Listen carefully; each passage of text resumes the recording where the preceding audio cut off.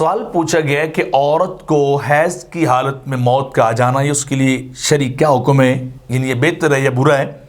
تو اس کا جواب یہ ہے کہ حیض کی حالت میں موت کا آنا یہ عورت کے اختیار میں نہیں ہے، یہ اللہ کی طرف سے ہے۔ اور ویسے بھی عورت جو حیض کے اندر مبتلا ہوئی تھی، اس کی ابتدا اماں حوا رضی اللہ تعالیٰ عنہ ان سے ہوئی تھی، جب انہیں وہ شجرہ ممنوع جو ہے اس کو کھایا تھا، تو اسی وقت یہ بیماری جو ہے وہ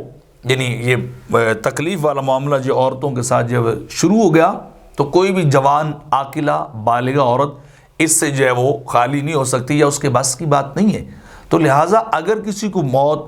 آ جاتی ہے دوران حیض پیریڈ کے اندر آتی ہے تو کوئی بات نہیں، اللہ کا امر تھا،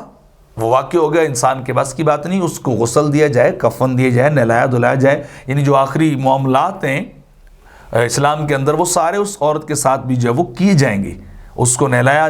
جائے گا،